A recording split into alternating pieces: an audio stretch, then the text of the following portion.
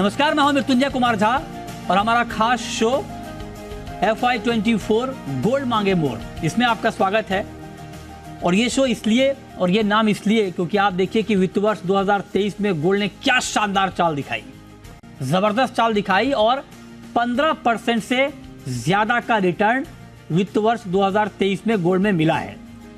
और इसीलिए अब हमने ये सोचा कि जब पिछले फाइनेंशियल ईयर में गोल्ड की बहुत शानदार परफॉर्मेंस रही, तो अब 2024 में, वित्त वर्ष 2024 में क्या गोल्ड कुछ नया कमाल करेगा, और इसके संकेत मिलने भी लगे हैं। आप देखिए कि इस वित्त वर्ष के पहले हफ्ते में ही गोल्ड ने 61,000 की रिकॉर्ड ऊंचाई को भी पार कर लिया है। तो क्या गोल्ड एक तूफानी चाल के लिए फिर से तैयार है? क्या गोल्ड के जो फंडामेंटल हैं वो इतने मजबूत हैं कि गोल्ड को 65,000 के भी ऊपर लेकर जा सकते हैं? ये तमाम सवाल आपके मन में होंगे, आप जानना चाहते होंगे कि क्या गोल्ड यहां से और महंगा होने वाला है। इसी पर हम बात करेंगे और बातचीत के लिए हमारे साथ मेहमानों का एक खास पैनल है। हमारे साथ हैं सुरेंद्र मेहता, सेक्रेटरी हैं India Boolean and jewellers association के, स्टूडियो में हमारे साथ जुड़े हैं। हमारे साथ रिनिशा चेनानी है, रिसर्च हेड ऑगमाउंट गोल्ड की। हमारे साथ चिराग मेहता हैं, CIO हैं क्वांटम AMC के। आप तीनों का बहुत बहुत स्वागत है। मेरा सबसे पहला सवाल सुरेंद्र मेहता जी आपसे होगा कि हम लगातार आपसे बात गोल्ड के ऊपर करते आ रहे हैं और आपने कहा भी था कि गोल्ड में तेजी, अच्छी खासी तेजी आएगी और वो तेजी आ भी गई है। मैं आपसे जानना चाहता हूं कि मतलब पहला सवाल मेरा आपसे यही होगा कि क्या जिस रफ्तार से गोल्ड ऊपर गया है, ठीक है, फंडामेंटल अपनी जगह मजबूत है, लेकिन क्या ये रफ्तार ठीक है क्या? क्योंकि कई बार जब इतनी तेज रफ्तार से गाड़ी चलती है तो डर लगने लगता है कहीं एक्सीडेंट ना हो जाए, उसका खतरा है क्या? मतलब करेक्शन का। मृत्युंजय जी, मैं आपको इसकी जो शुरुआत है वो मैं आपको बताता हूँ। जो पहले हम एक लोएस्ट लो ऑफ गोल्ड ये कहते थे कि $1600 लोएस्ट लो ऑफ गोल्ड है, लेकिन अब हम ये कहते हैं इस प्रकार की तेजी आने के बाद कि lowest low of gold is now 1800। So the new low of gold is $1800 spot market में। तो ये जो रफ्तार है ये सही तो नहीं है, लेकिन आप वर्ल्ड इकोनॉमी में जो डैमेज हो रहा है, जो वर्ल्ड इकोनॉमी में जिस प्रकार की हमें डिस्ट्रप्शन मिल रहा है, आप सिर्फ अमेरिका के GDP वर्सेस डेट के आंकड़े देखिए। अमेरिका की GDP $25 ट्रिलियन है, उसका डेट $31.5 ट्रिलियन है। आप वहाँ के इंडस्ट्रियल आउटपुट लगातार गिरते जा रहे हैं। वहाँ पे यदि आप देखें जो जॉब क्लेम्स हैं वो पिछले बार 10.5 मिलियन थे, इस बार 9 मिलियन हो गए। तो वहाँ पे धीरे धीरे हम देख रहे हैं कि लोगों की नौकरियाँ छूट रही है, उनका डेट रेशियो बहुत ज़्यादा बढ़ रहा है, GDP टू डेट रेशियो। साथ ही साथ जो डी-डॉलराइजेशन हो रहा है, जो हम ये देख रहे हैं कि दूसरी कंट्रियाँ वो अपनी खुद की करेंसी में अब आपस में ट्रेड कर रही है। आप रशिया देखिए, चाइना देखिए, इंक्लूडिंग भारत देखिए, सऊदी अरबिया देखिए, ये सारी कंट्रियां अपनी खुद की करेंसी में ट्रेड करना चाहती है। तो ये जो चीजें हो रही है, ये हमें एक नए अंतर्राष्ट्रीय बाजार की तरफ ले जा रही है। और ये डी-डॉलराइजेशन की वजह से गोल्ड का प्राइस इतना तेज होना जस्टिफाइड है। ठीक है, तो मतलब आप ये कह रहे हैं कि मतलब आपने इस बात को बहुत ही मजबूती से कहा है कि ये जो तेज़ी है जस्टिफाइड तेज़ी है, और कहीं से भी मतलब ऐसा लगता नहीं है कि ये बहुत ज़्यादा पैनिक वाली तेज़ी है, आप ये कह रहे हैं। लेकिन चिराग मेहता जी, आप तो ग्लोबल फंडामेंटल को भी बहुत क्लोजली ट्रैक करते हैं। आप जरा हमें ये बताइए कि ये ठीक है, फंडामेंटल मजबूत है, ये हम सब जान रहे हैं। अमेरिका में बैंकों का संकट आया, यूरोप में बैंकों का संकट आया, लेकिन उसके बावजूद क्या, क्योंकि गोल्ड का नेचर ऐसा आमतौर पर होता नहीं है कि गोल्ड इतना ज़्यादा वोलेटाइल हो जाए, $50 ऊपर एक झटके में और एक झटके में $100 नीचे। क्या गोल्ड के नेचर के हिसाब से या गोल्ड का जो पिछला रिकॉर्ड है उसको देखते हुए ये चाल ठीक है गोल्ड की? जी, गोल्ड में हमने जब वॉलेटिलिटी देखी है, इतने बड़े उतार चढ़ाव देखे हैं, तभी होता है जब अनसर्टेनिटी काफी बढ़ जाती है। तो हमने ऐसा भी 2008 के क्राइसिस में भी देखा था कि $50-100 के मूव, तभी प्राइसेस काफी नीचे थे, तो भी कॉमन थे तभी। जब भी अनसर्टेनिटी बढ़ती है तभी हमने देखा है कि गोल्ड में जो वोलेटिलिटी बढ़ जाती है। और ओवरऑल फंडामेंटली बात करें तो काफी सारे ट्रेंड्स हैं जो गोल्ड के लिए बहुत बहुत इंपॉर्टेंट है और गोल्ड में जो सपोर्ट दे रहे हैं। जैसे सुरेंद्र जी ने कहा, डी डॉलराइजेशन एक ट्रेंड जो बनते हुए आ रहा है, अभी लग रहा है कि एक्सेलरेट हो रहा है। Share of dollar share in payments, dollar share in reserves continuously गिर रहे थे, और अभी लग रहा है कि ज्यादा से ज्यादा कंट्री डॉलर की डोमिनेंस थी और जो वेपन की तरह यूज होता था डॉलर का डोमिनेंस, वो कहीं ना कहीं चैलेंज हो रहा है। हमने देखा है कि इवन डेवलप मार्केट जैसे जापान ने भी जो मूव किया है two by crude from Russia over and about the cap that was placed, वो कहीं ना कहीं बता रहा है कि डॉलर डोमिनेंस चैलेंज हो रहा है। सो ओवरऑल ऐसी सिचुएशन में आई थिंक गोल्ड का बढ़ना फंडामेंटली काफी सपोर्टिव है। और हमने जो ग्रोथ सफरिंग आगे हम जाके देखेंगे वो काफी मायने तक अंडर अप्रिशिएटेड है। I think people are undermining के ग्रोथ स्लो डाउन कितना फास्ट आ सकता है, क्योंकि हमने ईरा चेंज होते हुए देखा है। एक easy money cheap liquidity era, जब भी मैल इन्वेस्टमेंट्स काफी हो जाते हैं, ग्रोथ के पीछे पैसा काफी इन्वेस्ट हो जाता है, मगर दो सस्टेनेबल नहीं रहते हैं, वायबल नहीं बिजनेस होते हैं। तो ये सब ऐसे इंटरेस्ट रेट्स बढ़ने के बाद अनरेवल होते हैं, जैसे हमने स्विस बैंकिंग क्राइसिस देखी या फिर यूएस में बैंकिंग क्राइसिस देखी। So I think those are just early indications. आगे अब और भी पेन आ सकता है, बिकॉज एक कंप्लीट ईरा चेंज हुआ, काफी अग्रेसिव वे में चेंज हुआ था। सो आई थिंक काफी अनसर्टनिटी उसके वजह से बढ़ जाएगी और इसकी वजह से गोल्ड को सपोर्ट मिलेगा। So overall fundamentally we don't find it challenging for gold. थोड़े उतार चढ़ाव कि फंडामेंटली ओके, आप कह रहे हैं कि फंडामेंटली गोल्ड के लिए कोई चैलेंजिंग सिचुएशन है नहीं।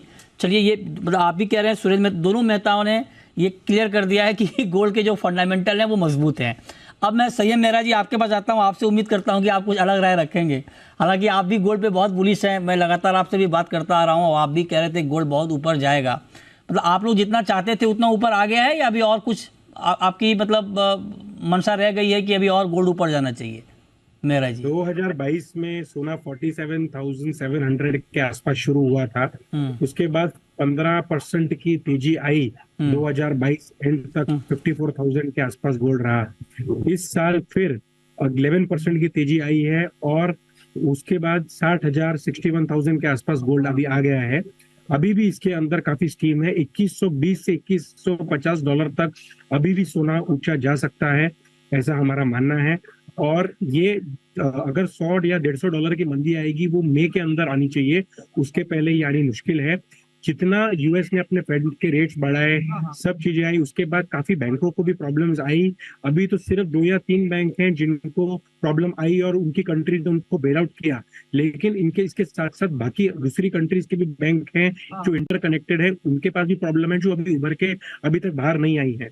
उस वजह से मुझे लगता है कि कम से कम $100 से $150 की तेजी है।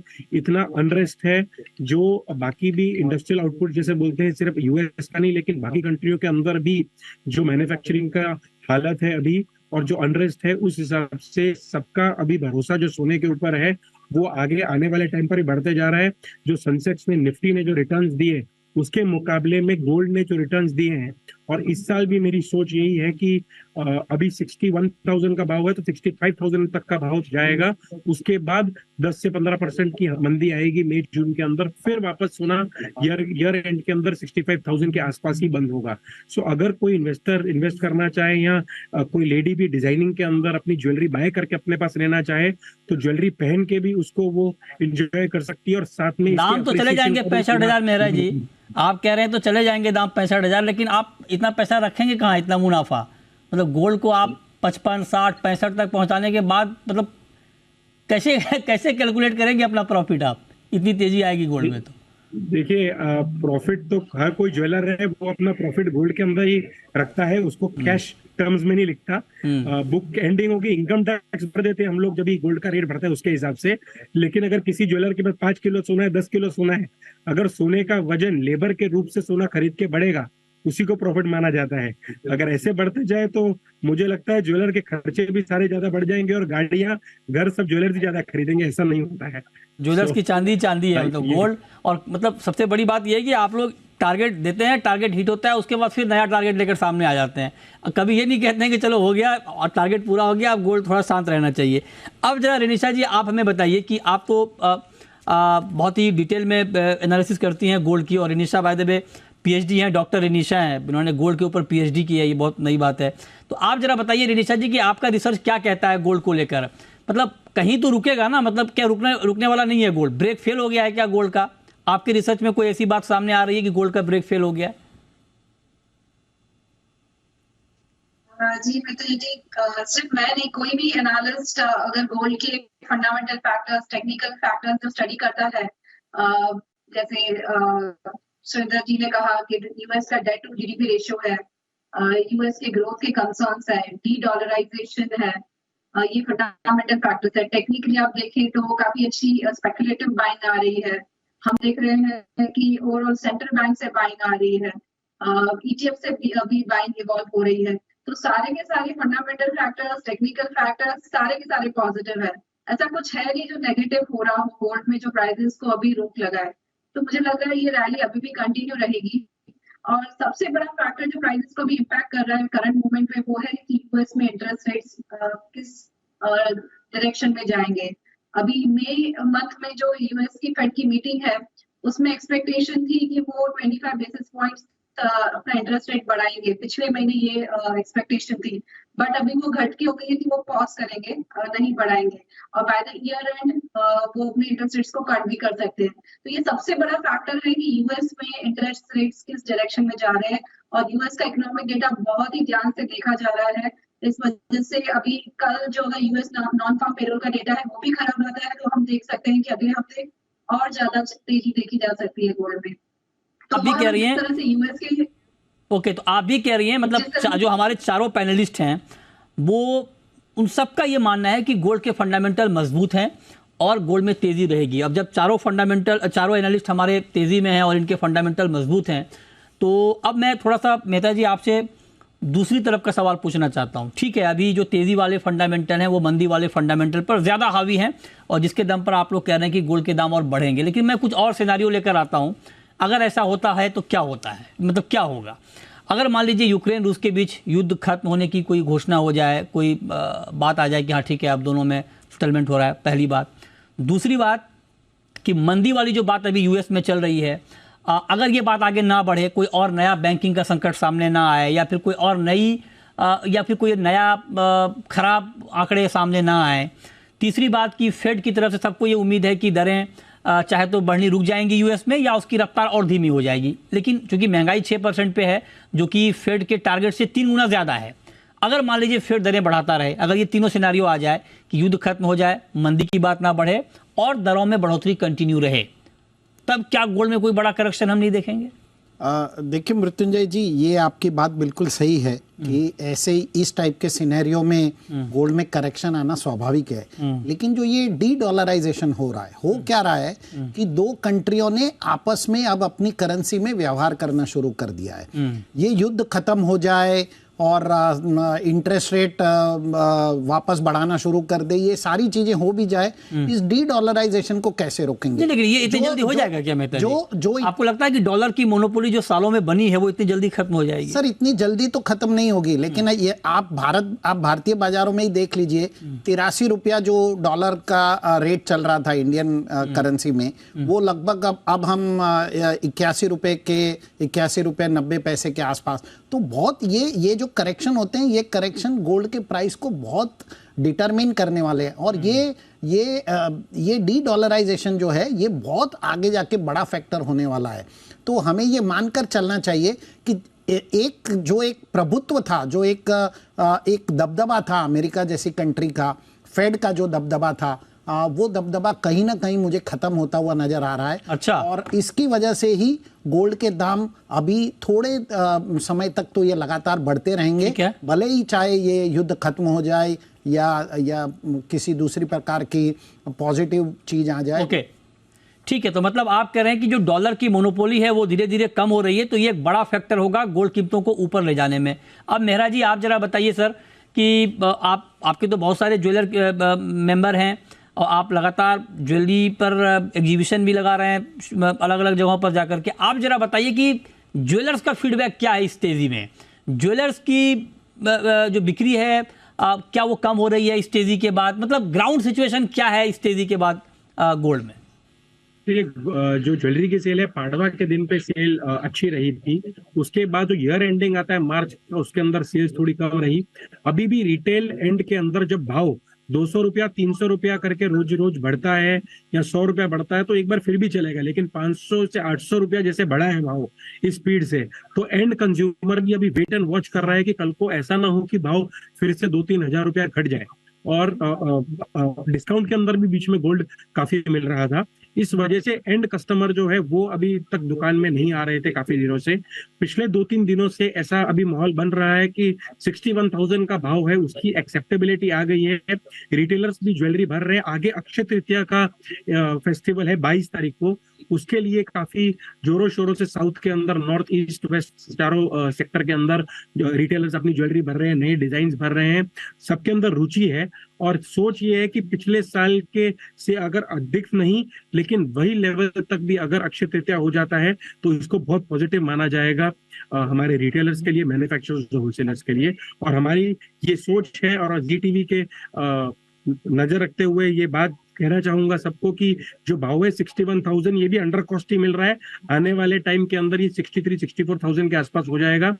अगर कंज्यूमर अभी भी इसके अंदर निवेश करता है एंड में तो उसको आने वाले साल के अंदर भी 10% का कंज्यूमर मुनाफा। लोगों के फोन आते हैं मेरे पास, कहते हैं कि 55,000 गोल्ड कब दिखेगा तब हम लोग बाई करने जाएंगे। आप कह रहे हैं कि 61,000 के भाव को एक्सेप्ट कर लिया है, हमारे पास तो फोन आता है कि 55 से भी नीचे लाओ गोल्ड, तो फिर टाइम लग जाएगा उनको।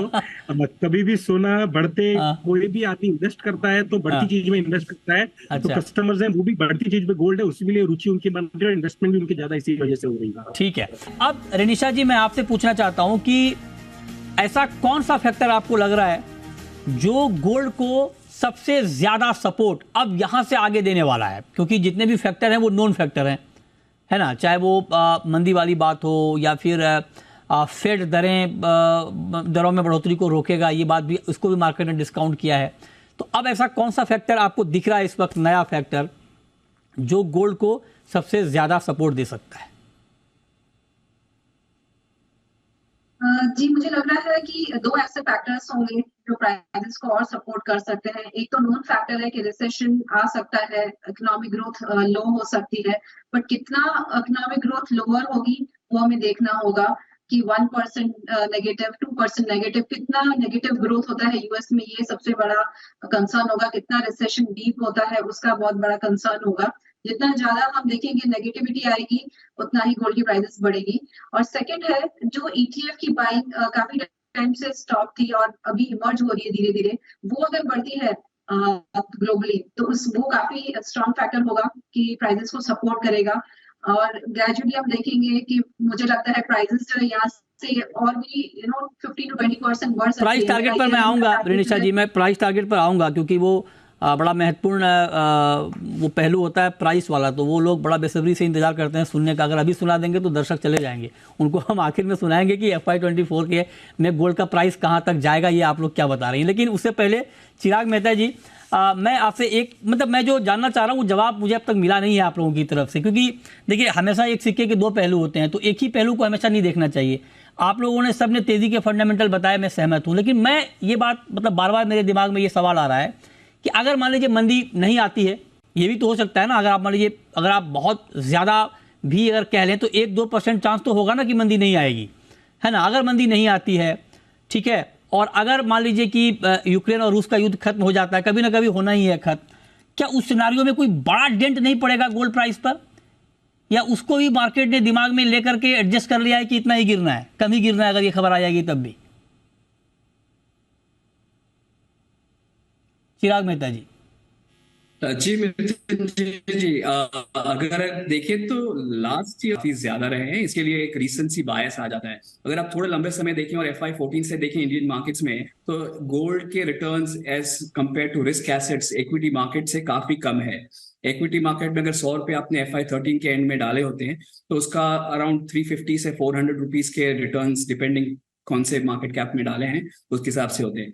गोल्ड में वही पैसे 100 रुपए से 180 रुपए हुए हैं। सो एक and it is very close to fixed income returns जो जनरेट हुए अपने यहाँ पे GSEC में अगर डालते तो भी करीब वही रिटर्न मिलता था आपको। सो एक गोल्ड में अभी कैचअप हो रहा है रादर देन सेइंग दैट बहुत जोर से तेजी आ रही है। सो ओवरऑल एक रीसेंसी बायस सेट हुआ है। सो हमें भी अभी लगता है कि कैचअप अभी भी बाकी है, गोल्ड में रिटर्न्स आने बाकी हैं।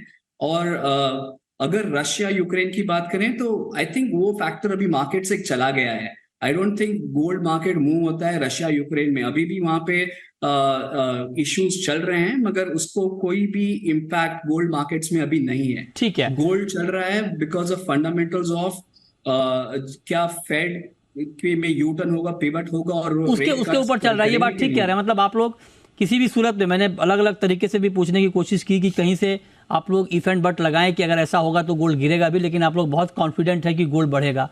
अब चलिए, जब गोल्ड बढ़ेगा तो हम आखिरी राउंड की शुरुआत करते हैं, और जब बढ़ने की बात आप लोगों ने कर ही दी है तो अब जरा हम ये जानेंगे कि बढ़ेगा तो कितना बढ़ेगा, मतलब वित्त वर्ष 2024 में गोल्ड का प्राइस ऊपर में कहां तक जा सकता है। इसकी शुरुआत सुरेंद्र मेहता जी आपके साथ, आप बताइए सर कि इस फाइनेंशियल ईयर में आपको गोल्ड का प्राइस ऊपर में कहां तक लगता है? मुझे 64,800 भारतीय बाजारों में और अंतर्राष्ट्रीय बाजारों में $21,500 से $22,500 के बीच में रहने की उम्मीद है। जो एक मेजर फैक्टर जो गोल्ड के प्राइस को इफेक्ट करेगा वो रुपी में मुझे एप्रिसिएशन होता नजर आ रहा है। इसकी वजह से मैं अंतर्राष्ट्रीय बाजार में इसकी रेंज 2150 से 2250 दे रहा हूं, और भारतीय बाजारों में 64,800 से 65,300 के आसपास। मतलब ये आप मार्च 2024 तक जी सर, 65,000 ऊपर में 65,300 के आसपास। फिर मिलेंगे सर मार्च में हम लोग? बिल्कुल मिलेंगे सर, हम हाँ। आप जब भी बुलाएं हम। ठीक बात है। अच्छा, अब मेरा जी आपका टारगेट सर मार्च 2024 तक? देखिए, जैसे मिथुन जी आपने बताया कि कभी गोल्ड पकड़ लेता है चाइना ताइवान की वॉर की प्रॉब्लम को, कभी अफगानिस्तान को, कभी ऑयल को, तो अभी गोल्ड मुझे लगता है कुछ भी प्रॉब्लम रिजॉल्व हो जाए तो कोई ना कोई प्रॉब्लम तो वर्ल्ड के अंदर धीरे धीरे आ रही है, जा रही है। तो प्रॉब्लम रहे, अरे कभी तो आप दुआ कीजिए कि ना रहे, ये प्रॉब्लम खत्म हो जाए। अपने गोल्ड के चक्कर में क्यों प्रॉब्लम बढ़ा रहे हैं? अरे हमारी तो यही दुआ है, लेकिन जो अभी जियोपॉलिटिकल रीजन है, क्या बोल सकते हैं। मेरी सोच है कि 66,000 से 66,500 के आसपास गोल्ड मार्च 2024 के आसपास तक रहेगा।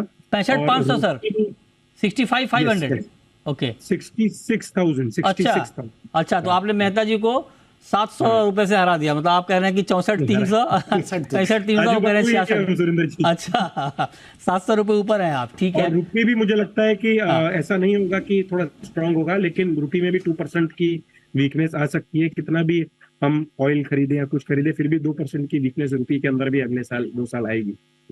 चिराग मेहता जी, वैसे प्राइस पर तो बात नहीं करते हैं, लेकिन चिराग मेहता जी आप हमें जरा ये बताएं कि अगर गोल्ड यहाँ से ऊपर जाता है, मतलब मैं अगर जैसे 65,000 66,000 के टारगेट आ रहे हैं, तो मैं सिर्फ आपसे ये जानना चाह रहा हूँ कि अगर 66 तक भाव आ जाता है या 65 तक भाव आता है, तो क्या इसको हम अकॉर्डिंग टू फंडामेंटल वाली तेजी बोलेंगे, या कुछ ज्यादा या कुछ कम?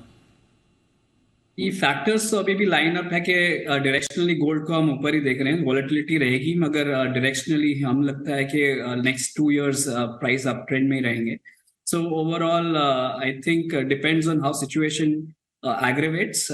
I think वो सब levels possible हो सकते हैं। अच्छा, तो आप भी मुहर लगा रहे हैं, मतलब आप भी कह रहे हैं कि हाँ तेजी फंडामेंटल इतने मजबूत हैं कि इतनी तेजी आ सकती है। रिनिशा जी, अब आप जरा बताइए, आपके हिसाब से क्या प्राइस देखेंगे हम? हमने देखा है हिस्टोरिकली 40-50 सालों का अगर आप देखेंगे तो जब भी मंदी आई है उसके पहले गोल्ड ने उसे एक्सेप्ट कर लिया है, और हमने देखा है कि प्राइसेस जो है 15% से 50% जितनी बढ़ती है, डिपेंडिंग कितना रिसेशन डीप है। इस साल मैं एक्सपेक्ट कर रही हूँ ऑलमोस्ट 30% जितना रिटर्न मिलना चाहिए गोल्ड में। 10% रिटर्न्स ऑलरेडी मिल चुके हैं, 55 से 60,000 हम ऑलरेडी आ चुके हैं। मुझे लग रहा है यहाँ से 20% और तेजी आ सकती है। इंटरनेशनली मेरा टारगेट है $2,400, एंड अगर रुपी को हम डिस्काउंट करते हैं तो 68,000 to 70,000 के बीच में मुझे लग रहा है कि टॉप बनना चाहिए गोल्ड में इस साल। महिलाएं आपसे बहुत निराश होंगी रिनिशा जी, आप उनके लिए गोल्ड इतना महंगा करवा रही हैं, वो आपसे ये सुनना चाहते हैं कि आप बताएं कि गोल्ड सस्ता होगा। आप तो इन लोगों से भी ऊपर चले गए, 65-66, आप तो सीधे 68 के ऊपर चली गई हैं। बताइए कैसे खरीदेंगे लोग गोल्ड? सबको मैं यही एडवाइस करती हूँ कि एक प्राइस पे गोल्ड बाय करना बहुत डिफिकल्ट है। सबको टॉप नहीं बता सकते या बॉटम नहीं बता सकते, तो SIP करके आप गोल्ड में इन्वेस्टमेंट कीजिए, हर महीने थोड़ा थोड़ा इन्वेस्टमेंट कीजिए, तो आपकी एवरेज प्राइस नीचे रहेगी और आपको रिटर्न्स भी अच्छे मिलेंगे। चलिए यही रास्ता बचा है, क्योंकि दाम तो बहुत ज़्यादा बढ़ गए हैं। ठीक बात है। चलिए बहुत शुक्रिया रनिशा जी आपका, चिराग मेहता जी आपका, सैयद मेहरा जी आपका और सुरेंद्र मेहता जी आपका हमारे साथ आज की इस खास चर्चा में जुड़ने के लिए और डिटेल में बताने के लिए कि वित्त वर्ष 2024 में गोल्ड का प्राइस क्या हो सकता है। तो सारे एक्सपर्ट एक ही लाइन पर हैं, सब कह रहे हैं कि गोल्ड में अभी तेज़ी बाकी है, दाम और बढ़ सकते हैं। और आप देखिए 65, 66, 68 तक के टारगेट आ रहे हैं। लेकिन फिर भी मैं ये बात आपसे कहना चाहूँगा, बेशक फंडामेंटल बहुत मजबूत हैं, लेकिन जो ट्रेडर हैं थोड़ा सावधान रहिए। अगर आप ट्रेड करते हैं तो स्टॉप लॉस लगाइए, और अगर मार्केट थोड़ा गिर जाए तो आप ये मत सोचिए कि आप हमेशा तेज़ी के मूड में रहें। कभी भी मार्केट में करेक्शन भी आता है, इसकी संभावना भी बनी हुई है, इसको भी आप ध्यान में रखकर चलें। बहुत शुक्रिया आप सबका।